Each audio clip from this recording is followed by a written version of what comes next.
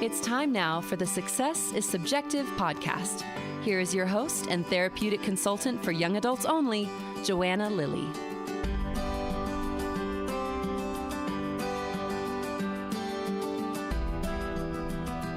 Hi, and welcome to the show. If you're new here, I'm glad to have you.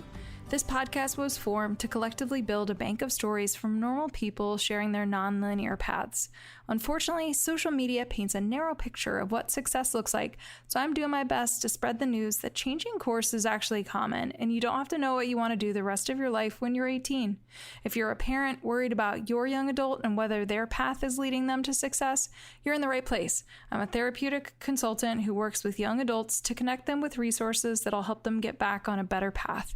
So if you're curious, let's chat. You can schedule a free consultation through my website, which you can find the link for in the show notes. Today, my guest is Mark White. Mark White is the clinical director at Red Mountain Sedona. He effectively navigated the challenges of young adulthood in a non-conventional approach, which you will hear about in his interview. Mark is excited to share his story as an encouragement to young adults and their families. Here's Mark.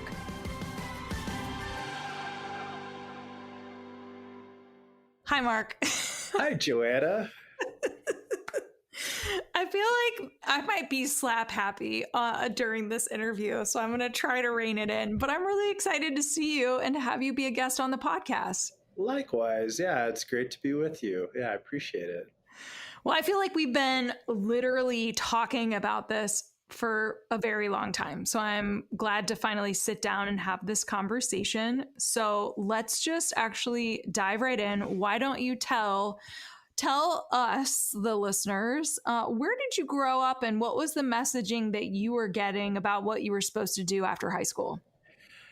I grew up in Southeast Lower Michigan, about an hour north of Detroit, a little town called Clarkston, not such a little town anymore. I think the messaging I got mostly was like going to college. That was just kind of implied. Everybody that was graduating, class of 92, was going to college. And that's just kind of what we did. So it was, I can't think of anybody who didn't go to college, actually. So either community college or a four-year school. Okay. All right. So that was the culture. You're going somewhere, but you're going. So what did you end up doing? Well, I was parking cars at a country club I had worked at since I was 13. I started caddying the summer of, 8th grade going into 9th grade. I think I got a work permit at that point. So I worked my way up the country club ranks from caddy to golf staff to valet. And I was making great money working 9 months a year. It was a lot of fun driving cool cars and had a whole bunch of ones in my pocket. So I decided to go to community college because I really didn't know what I wanted to do. And I didn't want to go away and leave my job because it was kind of stylish. So. Yeah. Well, I think that's one of those things too, when you're 18 years old and you're like, I'm making money. Like, why would I just uproot to go to school, especially if you don't have an idea of what it was that you wanted to study in. So, and I don't know if that was something that you were exploring, so I don't want to make that assumption, but talk us through clearly I know you now and know that you are not living in Clarkston, Michigan, and you are not a valet. Not that there's anything wrong with that, but I know that's not what you're doing. So talk us through your journey leading to where you are now, which I'm in the passenger seat getting to watch this. And I'm like, I know some places that you have lived. So you have been all over and I'm excited to hear it. Thanks. Yeah, Joanna, it's fun. Johnny Cash sings, I've been everywhere, man. It's kind of my journey. So I started off at Oakland Community College. This was fall of 92 in Auburn Hills, Michigan, about a half-hour drive from where I was living. Took a great intro to business class, which was like one of my favorite classes growing up. Learned a ton from it. At that point, my instructor, just to date myself, he was talking about how he was so happy to have invested in Blockbuster Video.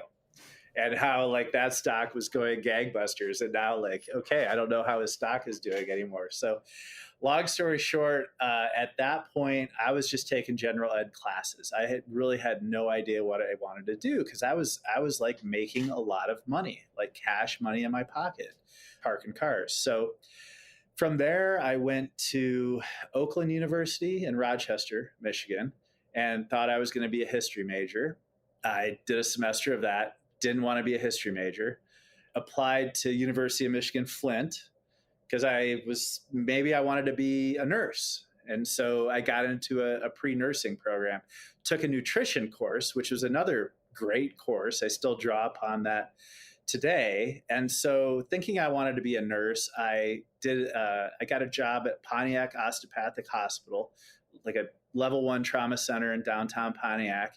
I was a pharmacy messenger, meaning I was running the prescription meds and the IV fluids and the narcotics around to the different nurses' stations.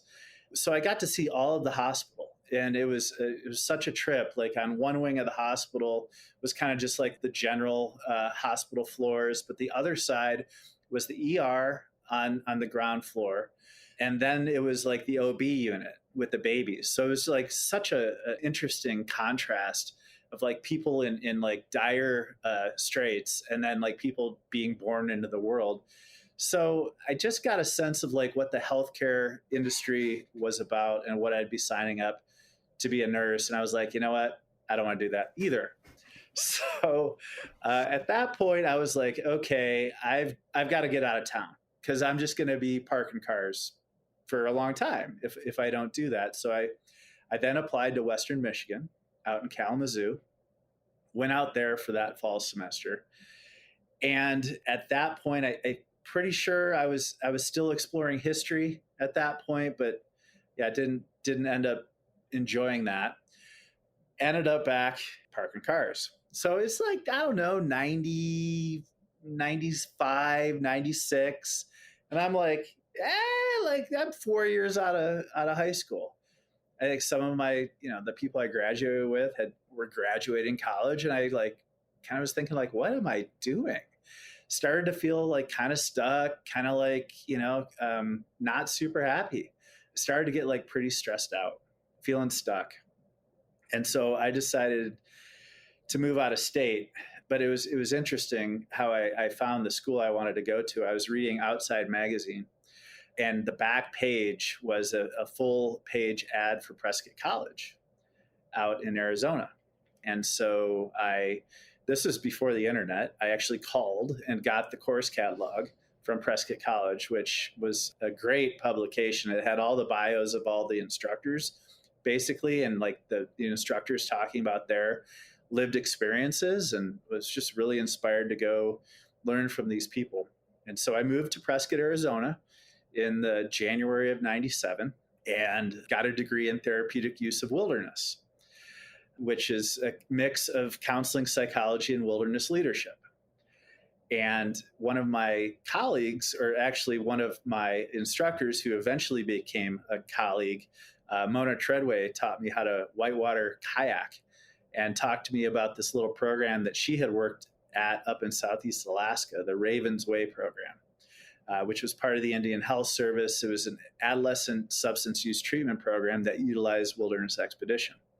So I did my senior project in the summer of 98 up in Sitka, Alaska, and graduated in December 99 and started working as a wilderness guide at Ravens Way at that point in time.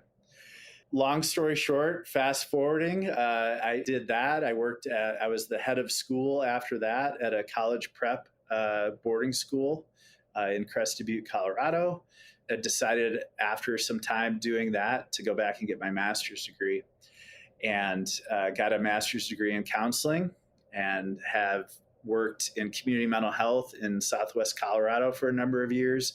Had the opportunity to move out to Hawaii Island in 2016. And I was a primary therapist and eventually became the clinical director at a program called Pacific Quest. And a year ago, I decided to come back to the mainland and practice here at Red Mountain Sedona, where I'm currently the clinical director. So it's been a journey, Joanna. Well, and I'm also thinking too, like, Sedona and Prescott are so close. Talk about full circle. Oh, it's completely full circle. And what I'm doing right now, I'm just noticing I'm definitely getting back to my roots, studying therapeutic use of wilderness, being really back in 97. I was just super stoked to be in Arizona. It was a completely different world. I was telling a friend recently about the first time I saw the Milky Way, because in southeast lower Michigan, there's a lot of humidity and a lot of cloud cover. You see the stars a little bit, but I'll never forget, like, one of the first nights out in Arizona, I was talking to one of my instructors, like, what's that cloud up there? It's like following us around. And she's like, that's our galaxy. I was like, okay. So it was just a really kind of an expansion of consciousness, and just really enjoying being in the desert. Hiking, mountain biking, especially in Prescott, was off the chain. It was super cool. And so now I'm back in Sedona riding mountain bikes. I just got a full suspension mountain bike yesterday. I'm super excited about that. And actually going on a bike ride tomorrow morning with a group of our students at Red Mountain. So it's just super fun being back and just kind of feeling the draw of the desert again. It's really cool. That's so cool. Yeah. Oh my gosh. Okay. So for the little plug, I will make sure that we have links to Red Mountain Sedona and contacting Mark in the show notes for the podcast. So if anybody wants to learn more, maybe they're interested in Prescott College, or maybe they're just curious to learn about kind of your journey and what it was like working in a bunch of different places, and obviously continuing to expand in leadership roles. So call to action for anybody that's listening that might want a little bit of mentorship or connection, to just reach out to Mark and establish that connection. Okay, so now that we have heard the winding path that led you from the Midwest now to the desert Southwest, tell our audience, because let's be real, this podcast is called Success is Subjective for a reason. And honestly, I love how you really walked us through kind of these points in your 18 to 22-year-old, your own journey, where you're this, you're making these decisions. I'm coming back, and then I'm going here, and then I'm rerouting. And at a certain point you're like, ooh, I'm feeling stuck, which is to me, that was a key word. I'm that's so classic for the young adults that we work with right now. And so anyways, I say all that, we're going to talk about that here in a second, but I'm going to ask you this loaded question. Now that you've shared your whole journey, do you see yourself as successful? I do, because I'm doing what I love. I get up every day and I'm helping people. And I think back to my high school experience. In my junior year of high school, I took a peer helping class. Or the school counselor at Clarkston High School organized a group of us who were interested. And we went to a training in a school in Ann Arbor, right near U of M, I remember. But my senior year, we opened up a peer helping office. And so it was really cool. It was the last hour of the day. We saw nobody came in, but we had a shingle and we were ready to help people. So now I get to help people every day. And so coming full circle around to that place feels great. And so, yeah, in that way, I do consider myself successful. I'm healthy at 51 years old. That feels good to say. And part of a great team, have a great community, and family's healthy. My daughter's in 5th grade, which is mind-blowing in and of itself. So yeah, all things being equal, I consider myself fortunate and quite successful in those ways. If there is a parent or a young adult that is listening to this right now, and their child is, their adult child is kind of in that same position that you were in, circa 94, 95, right? When you're back parking cars and you're this needs to change, or I'm not going to be okay. Or the young adult themselves is listening to this right now and they're like, oh my gosh, that's kind of where I'm at. What would you say to this family or the young adult right now? Yeah, that's a great question. I would say to the young adult, you're living your life. You're doing your best. Keep your head up and know that figuring out what you don't want to do is important. And so take value in everything that you're doing, especially stuff that feels like a failure. just note it for what it is and kind of just look within inside yourself and like just feel what's important and kind of let that drive you. Even if logically it doesn't make sense, if you will, financially or logistically, whatever that looks like. I'd say go into your heart and begin to dream big. Ask the big questions. What's important to me? How can I make those things happen in my life? And I think for families to stay curious and to arrive at a place of shared expectation. I think back to a conversation I had with my father that was part of getting me kind of not only unstuck, but empowered to have a degree of ownership in my process that I previously didn't have. And this is all in hindsight. So I didn't really realize what was happening. I could look back and say, okay, I was stuck because I was comfortable. I was allowed to be stuck. My dad's an ever loving dad. Like he'd go to the ends of the earth for me, and he allowed me to live at home rent free. Like it's pretty great. Lot of ones from parking cars, free place to live. Yeah, that's a comfortable life, especially in the summertime in Michigan. Kick on that air conditioner and life's good. So I said, when I found Prescott College, I said, Dad, I think I want to go to this school in Arizona. And my dad said, hey, I support you in that. And you're going to have to pay for that.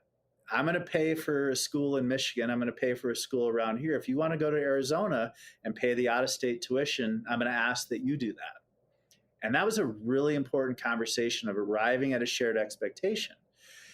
Because if I would have gone out to Arizona and started missing my buddies, started missing that stack of ones in my pocket, and I could see looking back like, hey, Dad, this isn't right for me. Like, I'm just going to come back.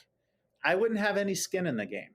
I wouldn't have any of my own investment. But because I had to take out student loans and throw in those ones I put towards my tuition, I was personally invested in that. And so I think having shared expectations is a really important part of that. Yeah. Yeah. And I'm also even just reflecting too, obviously we live in a different world where maybe people aren't picking up magazines regularly or looking at ads in magazines and then like taking it a step further and like calling ads, like a school from a magazine. But I think that's what I'm also hearing too, is that there was curiosity, there was motivation, and you probably had to be brave to call. You know what I'm saying? Like that's also something that I think nowadays we are dealing with a lot of young adults that really are afraid to pick up the phone. Well, I got to a place of being uncomfortable enough to do that. And so I think part of having shared expectations with my dad is I had eventually moved out and was paying rent.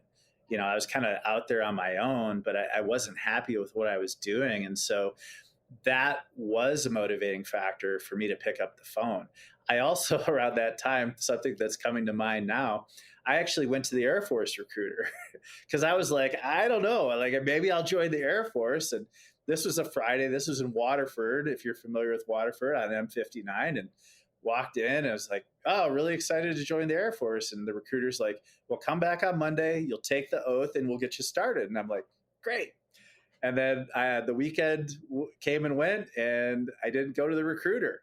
Thank goodness. And around that same time, I was like, well, I'm just going to call this school in Arizona and see how it goes. It's so funny how like literally the thing, like every choice that we make leads us down a path that we don't even know that we're going down. Oh, absolutely. And I think just being curious, I think having the latitude, like I created my own latitude. I was working, I was invested. And I think for some of our young adults now, like I was fortunate. I had a big safety net. I had grandparents and friends and my dad, people supporting me. A lot of young adults might not have those same resources. So I think to the greatest extent possible, being able to stay open and curious about what's out there, is important. Like if option A doesn't work out, like know that there's an option B. And if B doesn't work out, there's C, D through the alphabet. So just continuing to put one foot in front of the other, I think is really important, especially when it feels when you're feeling stuck. Yeah. Yep. All right, final question. If there was any other like piece of guidance or advice or direction that you want to give to parents or young adults, especially coming from the lens of a clinical director who's been in this space for a while, what else would you share as an imparting gift to whoever's listening? Yeah, I would encourage you to enjoy the experience. Like, especially if you're feeling anxious about what do I do or what the future holds, don't lose sight of what you have going on today. Like, go for a hike with one another. Just keep doing the things that you enjoy, because eventually you're going to get unstuck. Eventually you're going to be on your own path, and you're going to look back. For me, it's almost 30 years later. I've got a lot of good memories of those times, especially, but there's the memories of the pain, but there's also a lot of really good times that I did have. So I would say embrace the opportunities that you do have today, and stay hopeful, stay curious about what's out there, and reach out for help. I mean, at that point, I was lucky to find that ad in Outside Magazine and find Prescott College. That was just, that was pure luck or divine intervention. I'll also go with that. But seriously, like, reaching out for help to, a mentor, a therapist, an educational consultant, any number of quality programs. There's a lot more resources available today than there were back in the day. So don't hesitate to reach out for help. There's no need to stay stuck. No need to stay stuck. I feel like that's just going to echo in the ether for a while. So, Mark, thank you so much for being a guest on the podcast. I appreciate your time, your expertise, and I know, again, the call to action for anybody that's listening. Contact is going to be in the show notes. So reach out to Mark, learn more about Red Mountain Sedona, and don't stay stuck. Thanks, Joanna. It's a privilege. That's it for this week's Success is Subjective episode. We want to thank our guest for joining Joanna on the show this week and for being willing to share your journey. This podcast would not exist if it weren't for people such as yourself. Stay tuned for our next episode, where you can bet it'll be another amazing human sharing their personal story with the world. Make sure you check out the show notes, where you will find contact information, website details, and all social media for our guest. If you're interested in being a guest on the podcast, you can email Joanna at lilleyconsulting.com. Be sure to check out the lilleyconsulting.com website for additional resources outside of podcasting. Now, if you're listening to the show on Apple Podcasts, please subscribe. And while you're at it, feel free to leave a review. You can also download to listen to the Success is Subjective podcast on other popular podcast apps, such as Audible, Google Podcast, iHeartRadio, Spotify, Stitcher, and TuneIn Radio. Thanks again for listening in, and remember, there is no single path through life. Success is what you make it.